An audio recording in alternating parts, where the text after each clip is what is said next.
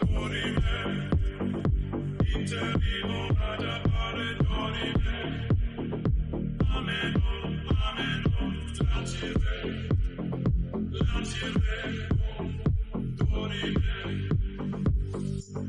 வீப்ளே trending நேயர்கள் எல்லாருக்குமே வணக்கம். நான் இசைக்கினிக்கு வலைப்பை சந்திரன் அவர்கள். இந்த வாரம் வந்த படங்கள்ல ரொம்ப சிறப்பான படத்தை பத்தியும் யாரை பத்தி பேச போறாரு அப்படின்றத அவர்கிட்ட கேட்டுக்கலாம் வாங்க. சார் வணக்கம் சார், எப்படி இருக்கீங்க சார்? வணக்கம், நல்லா சார். இந்த வாரம் நீங்க பார்த்த படங்கள்ல ரொம்ப பிடிச்ச படம் எது சார்?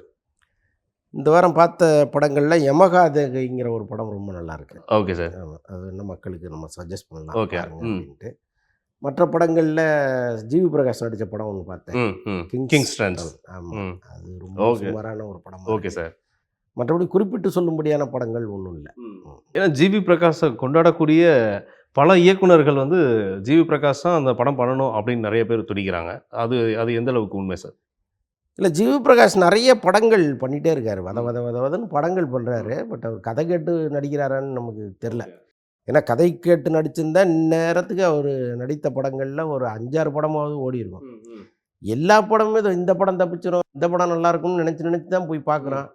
ஆனால் நம்ம நினச்சதற்கு நேர்மாறாக தான் ஒவ்வொரு படமும் இருக்குது. இப்போ இந்த கிங்ஸ்டன் கூட ரொம்ப போர் அடிச்சிட்டாங்க. Okay sir. என்னடா இப்படி ஒரு படத்தை எதுக்கு எடுக்கணுங்கிற அளவுக்கு போச்சு. இத்தனைக்கும் அவருடைய 25வது படம்.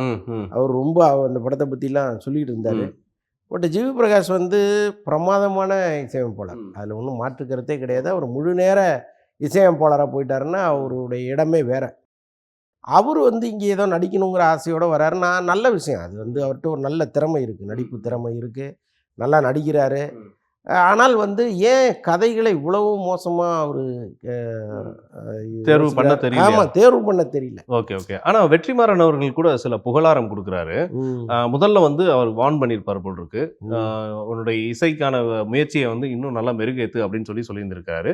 பட் அதுக்கப்புறம் வந்து உன்னோட நடிப்பு திறமையை பார்க்கும்பொழுது அதற்கப்புறம், அதாவது அவர் நடித்ததுக்கப்புறம் இதுவரையும் போட்ட மியூசிக்லாம் வேற மாதிரி இருக்குது அப்படின்னு சொல்லிட்டு ஒரு புகழாரம் சொல்லியிருக்காரு. அதை பற்றி சொல்லுங்கள் சார். இல்லைங்க, ஜிவி பிரகாஷ் நல்ல இசையமைப்பாளர்னு யார் சொன்னாலும் அதில் வந்து மாற்று கருத்தே கிடையாது. அது ஒரு சாதாரண விஷயம்னே வச்சுங்க. என்னப்பா அவர் வந்து இசையில் அவருடைய வயசுக்கும் அவர் போட்ட மியூசிக்கும் சம்மந்தமே இல்லை. அவ்வளோ பெரிய உயரத்துக்கு அவர் போயிட்டார். அதில் ஒன்றும் அவர் முதல் படமே மதராசப்பட்டினமே அவர் ஏஜுக்கு போட்ட மியூசிக்காகவே தெரியாது, அவ்வளோ பிரமாதமாக இருக்கும் அது. ஸோ இப்போ இசையை பொறுத்தளவுக்கு ஒரு முழுமையான மனிதனாக அவர் இருக்கார். நடிப்புன்னு வரும்போது மட்டும் ஏன் இப்படி சொதப்புறாருன்னு நமக்கு புரியல. யார் அவருக்காக கதை கேட்குறாங்க அல்லது கதையே கேட்காம ஏதோ ஒரு வந்தால் போதும்னு நினச்சி நடிக்கிறாரான்னு நமக்கு புரியவே இல்லை. தொடர்ந்து ஃப்ளாப் படங்களாகவே கொடுத்துட்ருக்காரு. அவருடைய படங்கள் நல்ல படங்கள் அப்படின்னு எடுத்துக்கிட்டிங்கன்னா 1-2 படங்களை தான் சொல்லலாம். சர்வம் தாளமயம்னு ஒரு படம் நடித்தார், பிரமாதமாக நடிச்சிருப்பார். நிச்சயமா. அப்புறம் ஒரு கமர்ஷியல் படம்னா ஆதிக்க ரவிச்சந்திரனுடைய திருஷா இல்லைன்னா நயன்தாரா. அதுக்கப்புறம் பாலா படத்தில் நடிச்சிருக்கிறாரு. அப்புறம் டைரக்டர் சசி படத்தில் ஒரு படம் பண்ணியிருப்பார், ரொம்ப நல்லா நடிச்சிருப்பாரு அதில். கண்டிப்பாக. ஸோ அந்த மாதிரி வந்து படங்கள் நடிக்காமல் ஏன் வர்ற படத்திலலாம் தொடர்ந்து நடிக்கிறாரு, ஏன் இப்படி ஒரு கெட்ட பேர் வாங்கிக்கிறாருன்னு நமக்கு. ஏன்னா இசையில் ஒரு மாஸ் லெஜெண்டாக இருக்காரு சார். நடிப்புலையும் அந்த அளவுக்கு ஒரு மாஸ் காட்டலான்ற ஒரு முயற்சி தான் எடுக்கிறாருன்னு நினைக்கிறேன். நம்ம வாழ்த்துக்களே சொல்லிடுவோமே சார். அது எப்படி சொல்ல முடியும்? ஓகே ஓகே சார், சிறப்பு. இதுக்கப்புறம் பார்த்தீங்கன்னா சேம் ஏஜ்லேயே வச்சுக்கோமே. ஸோ இன்றைக்கி வந்து 2K மிகப்பெரிய ஒரு ஹீரோ பிரதீப் ரங்கநாதன். அவருடைய இந்த எல்லைக்கே படத்தில் வந்து சீமான் அவர்களுடைய ஒரு தோற்றம் வந்து பார்க்குறதுக்கே சில விஷயங்கள் சூப்பராக இருக்குது. அவர் என்ன மாதிரியான ஒரு கதாபாத்திரத்தை தாங்கி நடிச்சிருக்காரு? ஆக்சுவலாக சீமான் நடிக்க வர்றார் ஒரு படத்தில் அப்படின்னா இன்றைக்கி ஒரு அரசியல் தலைவராக, ஒரு முக்கியமான தலைவராக இருக்கார். இப்போ அவருடைய இமேஜுக்கு இழுக்கை ஏற்படுத்தாத ஒரு கேரக்டராக அது இருக்கணுங்கிறது முக்கியம். அவருக்கு என்ன இமேஜ் இருக்குன்னு கேட்டுறாதீங்க. என்ன இப்போ ரீசெண்டாக வர்ற தகவல்கள் இந்த சம்பவங்கள்லாம் பார்க்கும்போது அவருக்கு இமேஜே இல்லைங்கிற அளவுக்கு சூழல் மாறி. ஓகே. ஆனாலும் அவர் நினைப்பார்ல, நம்ம ஒரு அரசியல் தலைவர், நம்ம ஒரு கருத்தை முன்னெடுக்கிறோம், தொடர்ந்து இங்கே வந்து இயற்கை வளங்களுக்காக பேசிக்கிட்டு இருக்கோம், ஒரு இயற்கை விவசாயம் சார்ந்தெல்லாம் அவர் பேசுகிறார். அப்படி இருக்கும் பொழுது அவர் வந்து நமக்கான கதை இதில் இருக்கா, நம்முடைய கேரக்டர் நல்லா இருக்கா அப்படின்லாம் பார்த்து தான் உள்ளே வருவார். அதே மாதிரி தான் இந்த படத்தில் அவர் உள்ளே வந்திருக்காரு. நிறைய நாட்கள் டேட்டு கொடுத்துருக்கிறாரு. இதுக்காக வந்து கிட்டத்தட்ட இதுக்கு பஞ்சாபில் போய் பல நாட்களில் அவர் ஷூட் பண்ணார். நீங்கள் அந்த காலகட்டத்தில் பார்த்தீங்கன்னா தாடியெல்லாம் சில மீட்டிங்லாம் பேசி அந்த படத்தில் வர்ற கெட்டப் அது தாடியெல்லாம். ஸோ அவர் வந்து ஒரு இயற்கை விவசாயியாக நடிச்சிருக்காரு படத்தில். அதாவது இப்போ நம்மாழ்வார் கேரக்டர் ஒன்று இருக்குல்ல, நம்மாழ்வார். அதுவே சீமானா இருந்தால் எப்படி இருக்கும்? ஓகே, So, நவீன அப்படி ஒரு- நம்மாழ்வார். ஆமாம், ஆ, அப்படி வச்சுக்கோங்களேன். ஓகே, ஸோ அந்த ஓகே. மாதிரி அவர் நடிக்கிறாரு. ஓகே. அதனால் இப்போ பிரதீப் ரங்கநாதன் படம்னா ஆட்டோமேட்டிக்காக அது நல்லா இருக்குங்கிற ஒரு பேர் மக்கள்கிட்ட வந்துடுச்சு. இன்னொன்று அதில் சீமான் ஒரு கேரக்டர் பண்ணுறாருங்கும்பொழுது அந்த படத்துக்கு ஆட்டோமேட்டிக்காக ஒரு ஒரு அட்டென்ஷன் ஒன்று கிரியேட் ஆகுது. பார்ப்போம் விக்னேஷ் சிவன் என்ன பண்ணி வச்சிருக்காருன்னு தெரியல. பட் நான் அந்த படத்தை ரொம்ப நம்புகிறேன். பிரதீப் ஓகே. ரங்கநாதன்கிற ஒரே மனிதரை வச்சு நம்புகிறேன். Okay, okay, okay. ஏன் இப்போ அதுக்கப்புறம் வந்து சில கதை தேர்வுகள்லாம் வேற சொல்லியிருக்காங்க சார். இன்னும் அதை பற்றி வெளிப்படுத்தலை. ஆனால் சில இடங்களில் வந்து சமூக ஊடகங்களில் வந்து இன்னும் சில முக்கியமான நபரோட இயக்கத்தில் வந்து பிரதீப் ரங்கநாதனுடைய டேட்காக வெயிட்டிங் அப்படின்னு சொல்கிறாங்க. அது எந்த அளவுக்கு உண்மை? அவரே வந்து ஒரு இயக்குனர் இல்லையா? ஸோ அவர் ஏஜிஎஸ் நிறுவனத்துக்கு அவரே இயக்கி அவரே ஒரு படம் பண்ணுற மாதிரி ஒரு ஓகே. அக்ரிமெண்ட் ஏற்கனவே இருக்குது. மீண்டும் இன்னும் இருக்கு. இருக்கு, இருக்கு. ஓகே. ஒருவேளை அதை அவர் அடுத்து பண்ணுறாரா ம், ம். அல்லது வந்து வேறு இயக்குனர்கள் படத்தில் நடிக்கிறாரான்னு தெரியல. பட் இன்னைக்கு வந்து ரொம்ப ஹாட் கேக்குன்னா அவர் தான். ஏன்னா 10 கோடி போட்டு 100 கோடி எடுக்கிற வித்தை அவர் மட்டும்தான் தெரிஞ்சு வச்சிருக்காரு. ம், ம். இப்போ ரீசெண்டாக வந்த படம் அதிரி புதிரியான ஹிட். கண்டிப்பா 1 சார். கோடியை இப்போ வரையும் தாண்டி ஸ்க்ரீன் போயிட்டு இருக்கு. ஆமாம் வசூலாகி போயிட்டு இருக்கு. ம், இன்னும் வந்து இன்னும் 2 வாரம் இருக்குது. ம். அதுக்கப்புறம் தான் பெரிய படங்கள் வருது. ஸோ அப்போ ஆட்டோமேட்டிக்காக அது வரைக்கும் அந்த படம் ஓடுங்கிற அளவுக்கு எல்லாருமே நம்புகிறாங்க. அப்போ ஒரு மிகப்பெரிய கலெக்ஷன் ஹீரோவாக அவர் மாறிட்டார். பல பேர் வந்து அவர்கிட்ட நான் பண்ணுறேன் படம் பண்ணுறேன் வாங்க வாங்கன்னு ஒரு கூட்டம் நிற்கும். அதில் ஒரு கரெக்டான கதையை செலக்ட் பண்ணி ஒரு கரெக்டான இயக்குனரை பிடிச்சாருன்னா சூப்பர். இன்னும் ஒரு லாங் ட்ராவல் இருக்கு. கிட்டத்தட்ட அப்புறம் வந்து நம்ம வைகை புயல் வடிவேல் அவர்களுடைய கேங்கஸ் அப்படின்ற படம் வந்து ஏப்ரல் 24 வந்து அனௌன்ஸ்மெண்ட் கொடுத்துருக்காங்க. அதை பற்றி கொஞ்சம் அப்டேட்ஸ். இல்லை கேங்கஸ் நான் ரொம்ப எதிர்பார்த்துட்டு இருக்கேன்னு ஏற்கனவே ஆமா உங்கள்ட்ட சார். நான் சொன்னேன். என்னென்னா ஆமா. வடிவேலு கம்பேக்னு பல முறை அவர் சொன்னால் கூட கோபேக் வடிவேலுங்கிற மாதிரியே இருக்கும் அந்த படமெல்லாம். ஏன் நீ வந்த அப்படிங்கிற அளவுக்கு இருக்கும். பட்டு சுந்தர்சியை பொறுத்தளவுக்கு வடிவேலுவை கரெக்டாக ஹேண்டில் பண்ணுகிற ஒரு இயக்குனர் அவர். அங்கே வந்து வடிவேலு கேமராவுக்கு பின்னால் தலையை வச்சுக்கிட்டு இது சரியில்லை அது சரியில்லைன்னு சொல்ல முடியாது. அது அந்த முடிவுகளை சுந்தர்சி தான் எடுப்பார். அண்ணே பார்த்துக்கலாம்னே.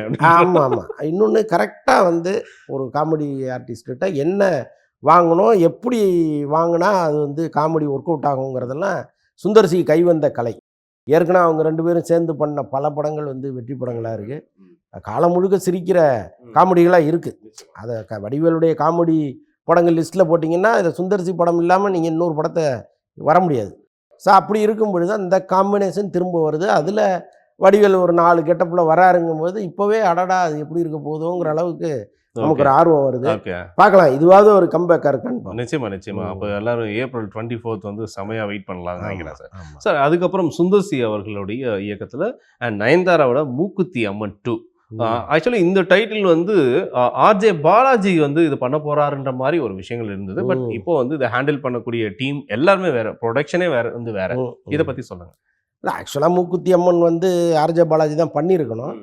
பட் அவர் வந்து ஏதோ தயாரிப்பு நிறுவனத்துக்கும் அவருக்கும் ஒரு சின்ன மிஸ் அண்டர்ஸ்டாண்டிங்னு சொல்கிறாங்க. ஸோ அதனால தான் இந்த படத்தை அவர் பண்ணலை அப்படின்னு இப்போ சுந்தர்சி உள்ளே வரும்பொழுது இந்த டைட்டில் வந்து ஏற்கனவே ஒரு வெற்றி படமாக இருந்ததுனால அதே டைட்டில் நம்ம வச்சு பண்ணுவோம். சரி. ஏன்னா அதே நிறுவனம் தானே, ஓகே. இவங்க எடுத்த படம் தானே மூக்குத்தி. ஆமா. அப்போ இவங்களுக்கு வந்து இந்த டைட்டில் இவங்க உரிமை இவங்கள்ட்ட தான் இருக்குது. ஸோ அப்போ அதை அழகாக பண்ணிடலான்னு பிளான் பண்ணி தான் வராங்க.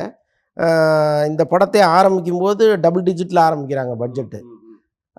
அப்படியே பேசி கடைசியில் இப்போ ட்ரிபிள் டிஜிட்டாக வந்து நிற்கிது. நீங்கள் மேடையில் ஐஸ்வரி கணேஷ் சொன்னார் இந்த படம் வந்து ட்ரிபிள் டிஜிட்டில் எடுக்கிறோம் அப்படின்னு சொல்கிறாரு. அது இன்னும் போக இந்த ட்ரிபிள் டிஜிட்டே இன்னும் கொஞ்சம் எக்ஸஸ் ஆகிறதுக்கெல்லாம் வாய்ப்புகள் இருக்குது. ஓகே. பட் நயன்தாராவை நம்பி எடுக்கிறாங்க.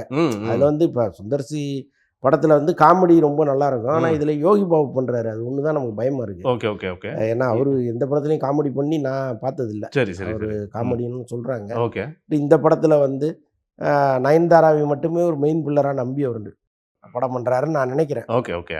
பட் நிறைய விஎஃப்எக்ஸ் ஒர்க்கெல்லாம் நிறைய இருக்குது படத்தில். ஸோ அதனால் வந்து கொஞ்சம் சுவாரஸ்யமான படமாக இருக்கும். அது இல்லாமல் இதில் ரொம்ப ஹைலைட்டாக பேசப்படக்கூடிய விஷயமே என்னென்னா, கிட்டத்தட்ட வந்து விரதம் இருந்து, அதாவது நயன்தாரா அவர்கள் விரதம் இருந்து அந்த அம்மனுடைய தோற்றத்தை வந்து ஏற்றுக்கிறதுக்காக அந்த விரத வழிபாடுகள்லாம் ரொம்ப இருந்தாங்க அப்படின்னு சொல்லிட்டு உலகமுக காமெடிங்க. நானும் வந்து கேஆர் விஜய காலத்துலேருந்து பார்த்துட்டு இருக்கேன். ஓகே. அவங்க ஒரு அம்மன் படத்தில் நடிக்கிறாங்க, ஒரு முருகன் படத்தில் நடிக்கிறாங்கன்னா அவங்க விரதம் இருக்கான்னு ஒன்று கிளப்பி விட்ருவாங்க. அவங்க விரதம் இருக்காங்க தெரியுமா அப்படின்லாம் சொல்லுவாங்க. அவங்க என்னவா இருக்காங்கங்கிறது அவங்கள்ட்ட போய் கேட்டால் தான் தெரியும். ஸோ இப்போ நயன்தாரா விஷயத்தில் அந்த தயாரிப்பாளர் சொன்னதை கேட்டு நான் குபீர்னு சிரிச்சிட்டேன். அவர் என்ன சொல்கிறாருன்னா குடும்பத்தோடு அவங்க விரதம் இருக்காங்களா. குடும்பம்னே யாரு புள்ள குட்டிகளோட விரதம் இருக்காங்களா, அந்த பிள்ளைங்க இதை இவ்வளோண்டு தான் இருக்குது, இப்போ தான் வந்து தவழுதுங்க, இதெல்லாம் விரதம் இருக்குமா? இல்லை விரதம் நான்வெஜ் சாப்பிட்ற குழந்தைகளா அதுங்க? அப்போ நயன்தாரா விரதம் இருக்காங்கன்னு சொல்கிறதையாவது நம்ம நம்ப வேண்டியதாக இருக்குது. குடும்பத்தோடு அவங்க விரதம் இருக்காங்கங்கிறதெல்லாம் ஏதோ ஒரு செய்திக்காக அதை மிகைப்படுத்தி பேசுகிற மாதிரிலாம் இருந்துச்சு. அப்படிலாம் பண்ண தேவையில்ல. சுந்தர்சி படம் நயன்தாரா படம்னாலே நாங்கள் வந்து பார்ப்போம். இப்படிலாம் நீங்கள் பொய் சொல்லிலாம் எங்களை உள்ள கூப்பிட வேண்டிய அவசியம் இல்லை. இதெல்லாம் தேவையில்லாத பில்டப்புகள் எதுக்குங்கிறேன். ஓகே, இதெல்லாம் நம்புற மாதிரியாக இருக்கு. அதான் சொல்கிறேன், இதெல்லாம் நம்புற மாதிரியா இருக்குது. Okay sir. அப்படின்னா ஏதோ அசோகர் வந்து அவருடைய சாம்ராஜ்யத்தை விட்டுட்டு தெருவில் நடந்து போன மாதிரி பேசிகிட்டு இருக்கீங்க நீங்கள். ஒரு நிமிடத்தின் வேல்யூ வந்து ஒரு போலீஸ் அதிகாரி சொல்லியிருந்தார். ரொம்ப ஆச்சரியமாக இருந்துச்சு. அஜித் ரசிகர்கள் அஜித் எப்படி இருக்கணும்னு நினச்சாங்களோ அப்படியெல்லாம் அந்த டீசர் இருக்குது. இவ்வளோ நேரம் ரொம்ப சுவாரஸ்யமாக பேசிகிட்டு இருந்தார். ஆனால் 2ஆம் பகுதியில் தான் இதுக்கான பதிலை நான் சொல்லுவேன் அப்படின்ட்டு 2ஆம் பகுதியில் என்ன சொல்கிறாருன்னு தெரிஞ்சுக்கலாம் வாங்க.